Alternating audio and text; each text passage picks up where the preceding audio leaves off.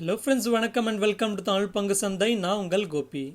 இன்னைக்கு நிஃப்டி 50 பார்த்தீங்கன்னா கிட்டத்தட்ட 207 பாயிண்ட்ஸ் டிக்ரீஸ் ஆகி 1.21% நெகட்டிவ்ல 16,887ல க்ளோஸ் ஆயிருக்கு. அண்ட் அதுவே பேங்க் நிஃப்டி பார்த்தீங்கன்னா கிட்டத்தட்ட 602 பாயிண்ட்ஸ் டிக்ரீஸ் ஆகி 1.56% நெகட்டிவ்ல 38,029ல க்ளோஸ் ஆயிருக்கு. அண்ட் ஆக்சுவலாக இன்னைக்கு என்டையர் மார்க்கெட்டே நெகட்டிவாக இருந்தாலும் ஃபார்மா செக்டார் மட்டும் பாசிட்டிவாக இருந்தது. And even oil and gas exploration கம்பெனிஸான ஓஎன்ஜிசி அண்ட் அதே போல் ஆயில் இண்டியா கம்பெனிஸும் பாசிட்டிவாக இருந்தது. அண்ட் அப்படி ஓஎன்ஜிசி ஆயில் இண்டியா போன்ற ஸ்டாக்ஸ் எல்லாமே ஏன் பாசிட்டிவாக இருந்ததுன்னு பார்க்குறப்போ, இந்த வாரம் ஒபேக் ப்ளஸ், அதாவது ஆர்கனைசேஷன் ஆஃப் பெட்ரோலியம் எக்ஸ்போர்ட்டிங் கண்ட்ரீஸோட மீட்டிங் வந்து ஷெட்யூலாக இருக்குது. அதாவது இந்த ஒபேக் ப்ளஸ் கண்ட்ரிஸ் பார்த்தீங்கன்னா குளோபல் ஆயில் சப்ளைஸில் 55% கான்ட்ரிபியூட் பண்ணுறாங்க. And around 90% of the reserves வந்து இவங்க கிட்ட தான் இருக்குது. ஸோ இதனால இந்த ஆர்கனைசேஷனோட மீட்டிங்கில் எடுக்கிற எந்த ஒரு முடிவாக இருந்தாலும் அது குளோபல் ஆயில் ப்ரைஸஸை ரொம்பவே இன்ஃப்ளூயன்ஸ் பண்ணும். அண்ட் லாஸ்ட் ஃபியூ வீக்ஸாக வந்து ஆயில் ப்ரைஸஸ் கம்மியாயிட்டு இருக்கிறதுனால இந்த மீட்டிங்கில் ஆயிலோட அவுட்புட்டை கம்மி பண்ணுறதுக்கு முடிவு எடுப்பாங்கன்ற மாதிரி சொல்லப்படுது. அதாவது ஒபேக் பிளஸ் கண்ட்ரிஸ் எல்லாமே சேர்ந்து அவங்களோட ஓவரால் அவுட்புட்டில் அரௌண்ட் 10 லட்சம் பேரல் பர் டே வரைக்கும் கட் பண்ண போகிறதா சொல்லப்படுது. ஸோ அப்படி அவுட்புட்டை கம்மி பண்ணாங்கன்னா அது ஓவரால் சப்ளையை குறைக்கிறதுனால அது ஆயிலோட ப்ரைஸஸ் ஃபால் ஆகாமல் தடுக்கும். அண்ட் ஈவன் அதனால ஆயில் ப்ரைஸ் ஓரளவுக்கு ரைஸ் ஆகிறதுக்கும் வாய்ப்பு இருக்கும். ஸோ அது வந்து ஓஎன்ஜிசி அண்ட் ஆயில் இண்டியா போன்ற ஸ்டாக்ஸ்க்கு எல்லாமே பாசிட்டிவ் அப்டேட்டாக இருக்கும். அண்ட் ஈவன் கவர்மெண்ட் பார்த்தீங்கன்னா ஃப்ரைடே அன்னைக்கு நேச்சுரல் கேஸஸோட ப்ரைஸஸை அரௌண்ட் 40% வரைக்குமே ரைஸ் பண்ணாங்க. ஸோ அதுவும் கேஸ் எக்ஸ்ப்ளோரேஷன் கம்பெனியான ஓஎன்ஜிசிக்கு பாசிட்டிவ் அப்டேட்டாக இருக்கு. எனிவே இந்த ஓவரால் அப்டேட்க்கு அப்புறமா இன்னைக்கு ஓஎன்ஜிசியோட ஷேர் ப்ரைஸ் எப்படி ரியாக்ட் ஆயிருக்குன்னு பார்க்குறப்போ, இன்னைக்கு எண்ட் ஆஃப் த டே ஓஎன்ஜிசியோட ஷேர் ப்ரைஸ் பார்த்தீங்கன்னா ஆல்மோஸ்ட் 4.42% பாசிட்டிவாக க்ளோஸ் ஆயிருக்கு. அண்ட் இதே போல் ஆயில் இண்டியாவோட ஷேர் ப்ரைஸ் எப்படி ரியாக்ட் ஆயிருக்குன்னு பார்க்குறப்போ, இன்னைக்கு end of the day oil இண்டியாவோட ஷேர் ப்ரைஸ் பார்த்தீங்கன்னா ஆல்மோஸ்ட் 3.3% பாசிட்டிவாக க்ளோஸ் ஆயிருக்கு. அண்ட் ஆக்சுவலாக இப்படி நேச்சுரல் கேஸோட ப்ரைஸஸ் இன்க்ரீஸ் பண்ணதுனால அது சிட்டி கேஸ் டிஸ்ட்ரிபியூட்டர்ஸ்க்கு நெகட்டிவான அப்டேட்டாக இருக்கும். ஏன்னா இதனால அவங்களும் ப்ரைஸ் ஹைக் பண்ணணும். ஸோ அப்படி ப்ரைஸ் ஹைக் பண்ணுறப்போ சிஎன்ஜி பேஸ்டு வெஹிக்கிளோட அட்வான்டேஜ்ன்றது போகும் அண்ட் அதோட கன்சம்ஷனும் குறையும். ஸோ அதனால இது ஓவராலாக சிட்டி கேஸ் டிஸ்ட்ரிபியூட்டர்ஸ்க்கு வந்து நெகட்டிவான அப்டேட்டாக இருக்கு. எனிவே இந்த அப்டேட்க்கு அப்புறமா இன்னைக்கு சிட்டி கேஸ் டிஸ்ட்ரிபியூஷன் கம்பெனிஸோட ஷேர் ப்ரைஸ் எப்படி ரியாக்ட் ஆயிருக்குன்னு பார்க்குறப்போ, இன்னைக்கு end of the day Gujarat கேஸோட ஷேர் ப்ரைஸ் பார்த்தீங்கன்னா ஆல்மோஸ்ட் 1.88% நெகட்டிவாக க்ளோஸ் ஆயிருக்கு. இந்திரபிரஸ்தா கேஸோட ஷேர் ப்ரைஸ் பார்த்தீங்கன்னா ஆல்மோஸ்ட் 2.73% நெகட்டிவாக க்ளோஸ் ஆயிருக்கு. அண்ட் அதுவே மகாநகர் கேஸோட ஷேர் ப்ரைஸ் பார்த்தீங்கன்னா இன்னைக்கு end of the day almost 3.61% நெகட்டிவாக க்ளோஸ் ஆயிருக்கு.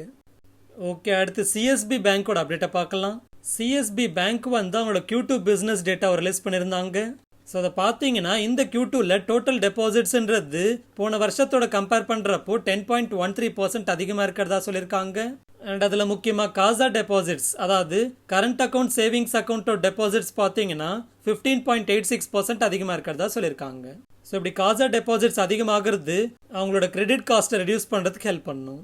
அண்ட் அதே போல் இந்த Q2ல கிராஸ் அட்வான்சஸ் வந்து போன வருஷத்தோட கம்பேர் பண்ணுறப்போ அரௌண்ட் 23.61% அதிகமாக இருக்கிறதாவும் சொல்லியிருக்காங்க. ஸோ இப்படி ஓவரால் டேட்டா பார்த்தீங்கன்னா பாசிட்டிவாகவே இருக்குது. ஸோ இந்த அப்டேட்க்கு அப்புறமா இன்னைக்கு சிஎஸ்பி பேங்கோட ஷேர் ப்ரைஸ் எப்படி ரியாக்ட் ஆயிருக்குன்னு பார்க்குறப்போ, இன்னைக்கு end of the day CSB பேங்கோட ஷேர் ப்ரைஸ் பார்த்தீங்கன்னா ஆல்மோஸ்ட் 6.92% பாசிட்டிவாக க்ளோஸ் ஆயிருக்கு. ஓகே, அடுத்து சுஸ்லான் எனர்ஜியோட அப்டேட்டை பார்க்கலாம்.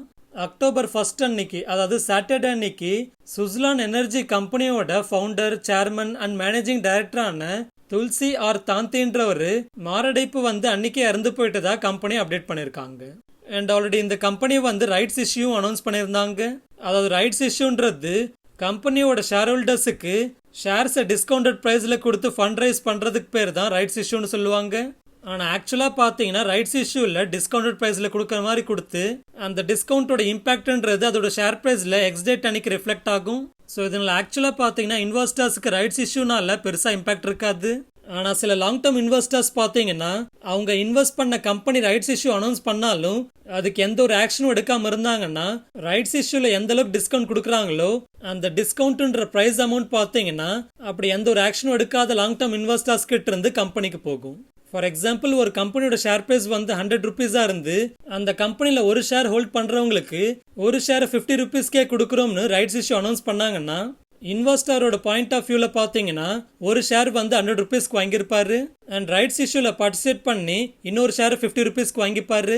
ஸோ அப்படி பார்க்குறப்போ 150 ருபீஸுக்கு 2 ஷேர்ஸ் வச்சுட்டு இருப்பாரு. அப்போ அவரோட பொட்டன்ஷியல் ஷேர் ப்ரைஸ் பார்த்தீங்கன்னா ஒரு ஷேருன்றது 75 ருபீஸாக இருக்கும்.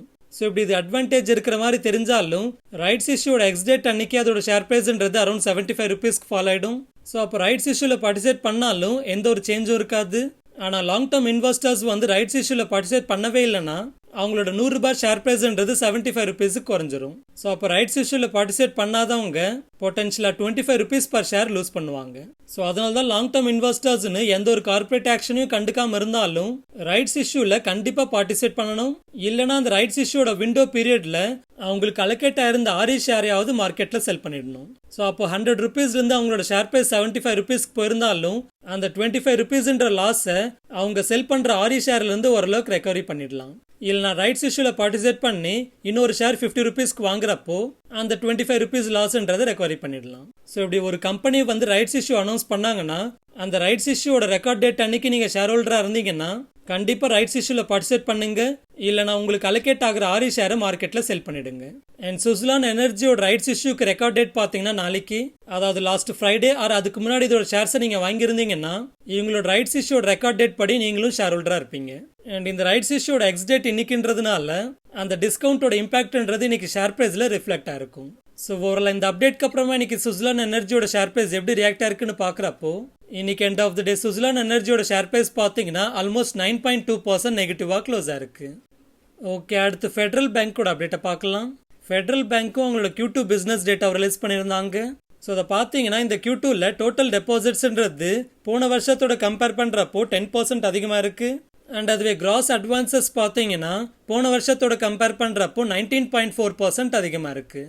அண்ட் அதுவே காசா ரேஷியோ பார்த்தீங்கன்னா போன கோட்டோட கம்பேர் பண்ணுறப்பவும் அண்ட் போன வருஷத்தோட கம்பேர் பண்ணுறப்பவும் கொஞ்சமாக டிக்ளைன் ஆயிருக்கு.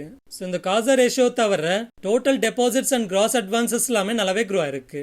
எனிவே இந்த அப்டேட்க்கு அப்புறமா இன்னைக்கு ஃபெடரல் பேங்கோட ஷேர் ப்ரைஸ் எப்படி ரியாக்ட் ஆயிருக்குன்னு பார்க்குறப்போ இன்னைக்கு ஆஃப்டர்நூன் வரைக்குமே ஃபெடரல் பேங்கோட ஷேர் ப்ரைஸ் ஓரளவுக்கு பாசிட்டிவாக இருந்திருந்தாலும் ஈவினிங் ஃபால் ஆகி ஷேர் ப்ரைஸ் பார்த்தீங்கன்னா end of the day almost 2.06% நெகட்டிவாக க்ளோஸ் ஆயிருக்கு.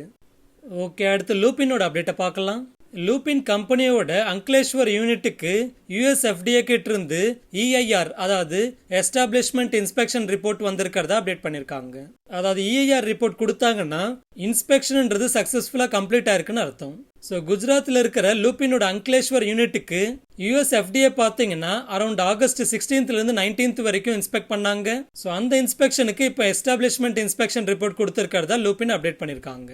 ஸோ இந்த அப்டேட்க்கு அப்புறமா இன்னைக்கு லூபினோட ஷேர் ப்ரைஸ் எப்படி ரியாக்ட் ஆயிருக்குன்னு பார்க்குறப்போ இன்னைக்கு எண்ட் ஆஃப் த டே லூபினோட ஷேர் ப்ரைஸ் பார்த்தீங்கன்னா ஆல்மோஸ்ட் 6.21% பாசிட்டிவாக க்ளோஸ் ஆயிருக்கு. ஓகே, அடுத்து நைக்காவோட அப்டேட்டை பார்க்கலாம்.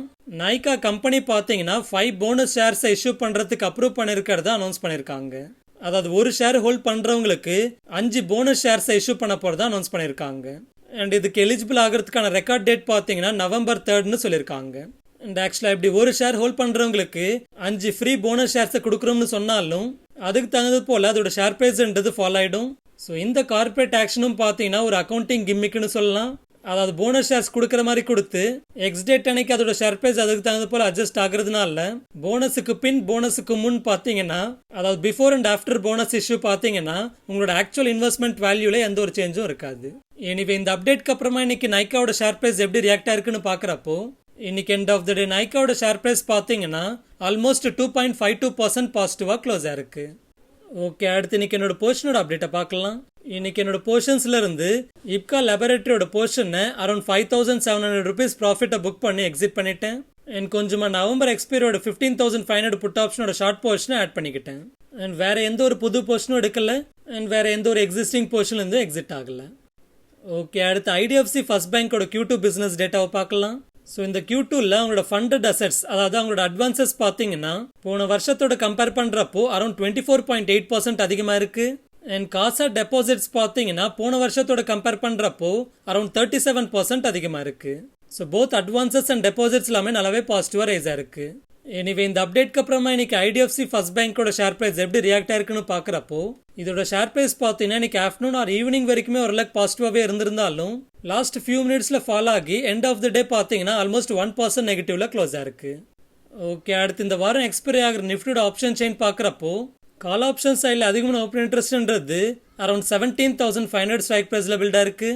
அண்ட் அதே புட் ஆப்ஷன் சைடில் அதிகமான ஓப்பன் இன்ட்ரெஸ்ட்ன்றது அரௌண்ட் 16,500 ஸ்ட்ரைக் ப்ரைஸ்லையும் அண்ட் அதை விட இன்னும் அதிகமான ஓப்பன் இன்ட்ரெஸ்ட்ன்றது அரௌண்ட் 16,000 ஸ்ட்ரைக் ப்ரைஸில் பில்ட் ஆயிருக்கு. ஸோ இதோட டேட்டா படி பார்க்குறப்போ அடுத்த நிஃப்டியோட எக்ஸ்பைரி ரேஞ்சுன்றது 16,500 17,500 இருக்கும்னு எதிர்பார்க்கலாம். ஒரு சேஃபர் சைடுக்கு 16,000 17,500 இருக்கும்னு எதிர்பார்க்கலாம். எனிவே நிஃப்டி எப்படி இருக்க போகுதுன்றதை நீங்கள் என்ன நினைக்கிறீங்கன்றதை நம்மளோட கமெண்ட்ல சொல்லுங்க. ஃபைனலாக ஃப்ரெண்ட்ஸ், ஒரு சின்ன ரெக்வஸ்ட், நம்மளோட ஒர்க் அண்ட் எஃபர்ட்ஸ் உங்களுக்கு பிடிச்சிருந்து நம்மளை சப்போர்ட் பண்ணணும்னு நினச்சிங்கன்னா நீங்கள் ஃப்ரீயாகவே சப்போர்ட் பண்ணலாம். ஸோ அதுக்காக நீங்கள் பண்ண வேண்டியது நம்ம வீடியோட டிஸ்கிரிப்ஷனில் இருக்கிற நம்ம சேனலோட லிங்க் ட்ரீயோட யூஆர்எல்லை கிளிக் பண்ணீங்கன்னா ஃபர்ஸ்ட் ட்ரேடிங் ஒரு டிமேட் அக்கௌண்ட்டை கிரியேட் பண்ணுறதுக்கான லிங்க்ஸ் இருக்கும். ஸோ நீங்களோ இல்லை உங்களுக்கு தெரிஞ்சவங்களோ புதுசாக ட்ரேடிங் ஒரு டிமேட் அக்கௌண்ட் கிரியேட் பண்ணுறப்போ இந்த லிங்க்ஸை யூஸ் பண்ணி கிரியேட் பண்ணிக்கோங்க. ஆக்சுவலாக நீங்கள் டேரெக்டாக வெப்சைட்லேருந்து கிரியேட் பண்ணுறதுக்கும் நம்மளோட ரெஃபரல் லிங்கை யூஸ் பண்ணி கிரியேட் பண்ணுறதுக்கும் எந்த ஒரு எக்ஸ்ட்ரா சார்ஜஸும் இல்லை. ஸோ டேரெக்டாக வெப்சைட்லேருந்து உங்களோட அக்கௌண்ட்டை கிரியேட் பண்ணுறதை விட நம்மளோட இந்த ரெஃபரல் லிங்க்ஸை யூஸ் பண்ணி உங்களோட அக்கௌண்ட் கிரியேட் பண்ணுறப்போ நீங்கள் நம்ம சேனலுக்கு பண்ணக்கூடிய உங்களால் முடிஞ்ச சப்போர்ட்டாக இருக்கும். அண்ட் அதே போல் நீங்கள் லைஃப் இன்சூரன்ஸில் அப்ளை பண்ணணும்னு நினச்சாலோ இல்லை இன்சூரன்ஸ் கம்பெனிஸ் ப்ரொவைட் பண்ணுற guaranteed investment plans or health insurance or vehicle இன்சூரன்ஸ்னு இதில் எதில் அப்ளை பண்ணணும்னு நினைக்கிறீங்களோ அதை கிளிக் பண்ணி கூகுள் ஃபார்மை ஃபில் பண்ணுங்க. ஸோ இந்த கூகுள் ஃபார்ம் ஃபில் பண்ண பிறகு உங்களுக்கு ஃபர்ஸ்ட் அந்த ப்ராடக்டோட ஃப்ரீ டீடைல்டு எக்ஸ்பிளனேஷன்ஸ் கொடுப்போம். அடுத்து அதில் ஹேசல் ஃப்ரீ அப்ளை பண்ணுறதுக்கு ஹெல்ப் பண்ணுவோம். அண்ட் அப்ளை பண்ண பிறகும் லைஃப் லாங் உங்களுக்கான பர்சனல் சப்போர்ட் ஃப்ரீயாகவே கொடுப்போம். அடுத்து ஃப்ரீ ஃபினான்ஷியல் பிளானிங் கன்சல்டன்சி வேணும்னா இந்த லிங்கை கிளிக் பண்ணி கூகுள் ஃபார்மை ஃபில் பண்ணுங்க. அடுத்து ஸ்டாக் மார்க்கெட்டுக்கு லிங்க் ஆகாத அண்ட் அதோட வோலட்டிலிட்டி இல்லாத இன்வெஸ்ட்மெண்ட்ஸ் ஆன பாண்ட்ஸ், டெபஞ்சர்ஸ், இன்வாய்ஸ் டிஸ்கவுண்டிங்னு ஃபிக்ஸ்டு ரிட்டர்ன் கொடுக்குற இன்வெஸ்ட்மெண்ட்ஸ் பண்றதுக்கான ட்ரேட் கிரெட் ஆர் வின்ட்வெல்த்தோட அக்கௌண்ட்டை கிரியேட் பண்றதுக்கு இந்த லிங்கை யூஸ் பண்ணி கிரியேட் பண்ணிக்கோங்க. அண்ட் அதே போல கிரிப்டோ கரன்சில ட்ரேட் பண்றதுக்கான வேசிரெக்ஸ் அக்கௌண்ட் அண்ட் டாக்ஸ் ஃபைலிங் பண்றதுக்கான குவிக்கோ அக்கௌண்ட்டை கிரியேட் பண்றதுக்கும் இந்த லிங்க்ஸை யூஸ் பண்ணி கிரியேட் பண்ணிக்கோங்க. அண்ட் ஃபைனலாக நம்மளோட சோஷியல் மீடியாஸில் கனெக்ட் ஆகணும்னா, அதாவது Telegram channel, Instagram, YouTube, Twitter and ஃபேஸ்புக்கில் கனெக்ட் ஆகணும்னா இங்க இருக்கிற அதோட லிங்க்ஸை யூஸ் பண்ணி கனெக்ட் பண்ணிக்கோங்க. முக்கியமா நம்மளோட டெலிகிராம் சேனலை கனெக்ட் பண்ணிக்கிட்டீங்கன்னா மார்க்கெட் டைமிங்ல வர அப்டேட்ஸ் எல்லாமே உங்களுக்கு வந்து சேரும். அண்ட் ஈவன் ஒரு ஸ்டாக்கை பத்தி அதோட பாஸ் டேட்டா எல்லாமே தெரிஞ்சுக்கணும்னாலும் நம்மளோட டெலிகிராம் சேனல்ன்றது உங்களுக்கு ரொம்பவே யூஸ்ஃபுல்லா இருக்கும். ஃபார் எக்ஸாம்பிள், நீங்க இந்தியா புல்ஸ் ஹவுசிங் ஃபினான்ஸை பத்தி ப்ரீவியஸா என்னென்ன அப்டேட்ஸ் வந்திருக்குன்னு தெரிஞ்சுக்கணும்னா நம்மளோட டெலிகிராம் சேனலுக்குள்ள போய் பார்த்தீங்கன்னா சர்ச் பட்டன் இருக்கும். ஸோ அந்த சர்ச் பட்டனை கிளிக் பண்ணி இந்தியா புல்ஸ்ன்னு சர்ச் பண்ணுங்க. ஸோ அப்படி சர்ச் பண்ணதுமே இந்தியா புல்ஸ் ரிலேட்டடா என்னென்ன ப்ரீவியஸா அப்டேட் வந்திருக்குன்ற டேட்டா எல்லாமே இங்க லிஸ்ட் ஆயிடும். அண்ட் ஃபைனலாக இந்த வீடியோ பிடிச்சிருந்தா லைக் பண்ணுங்க, சேனல் பிடிச்சிருந்தா சப்ஸ்கிரைப் பண்ணுங்க, உங்களுக்கு ஏதாவது கேள்வி இருந்தால் கமெண்ட் பண்ணுங்க.